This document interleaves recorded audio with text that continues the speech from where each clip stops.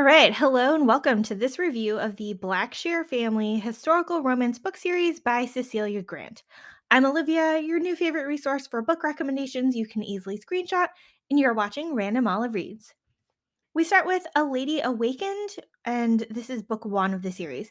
Now, the blurb on the back tells the story of a desperate widow named Martha in need of an heir to protect her household from the man who stands to inherit, and that she propositions a scoundrel of a man named Theo to assist her. Going into this book, I expected it to jump straight into high steam, but I surprisingly found a rather cold and industrious woman completely uninterested in the pleasure that her partner could and is willing to provide. I started to feel pretty bad for the guy around like the 30% mark because it really can't be any fun at all to have an indifferent partner in bed.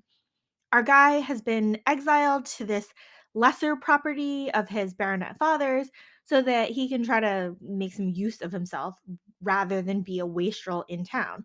And so we have our two very opposite personalities in a business arrangement involving coldly intimate relations.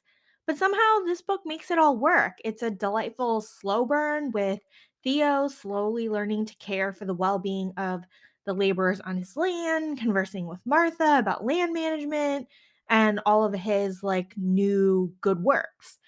And we also have Martha slowly coming to admire him. The second book is A Gentleman Undone. We have younger brother Will, who has returned from his time at war, feeling guilty over the death of one of his soldiers. He aims to fulfill a promise to care for the man's widow and child. In order to do that, he's been gambling to earn some extra cash. While at a gambling party, he meets another man's mistress, Lydia, who has seemingly swindled him out of money, and then he confronts her. Now, eventually, these two team up to improve their odds of winning, and this one's just another slow burn from this author with these two people having an antagonistic relationship, moving on to being partners in crime, and then fighting their attraction for each other. Book three is A Woman Entangled, and we start off with Kate, who is a barrister's eldest daughter, trying to climb out of the social chasm her family is in. Basically, her father, who was the son of an earl, married an actress and was disowned by his whole family. She's aiming to marry a titled gentleman. She comes off kind of annoying here, knowing that she's beautiful and embarrassed by her family. Now, Nick is the older brother of the two characters from the previous book, and he is also a barrister and her father's friend. He had sort of tried to court Kate years ago, but was rejected before he even had a chance. He has his own issues trying to rise above his own family scandal. In the last book, his brother married another man's mistress. And so the whole family had disowned that scandalous brother. Both Kate and Nick are self righteous and pretentious in their own ways, and they need to learn to accept the circumstances that they're in and embrace the families they each have.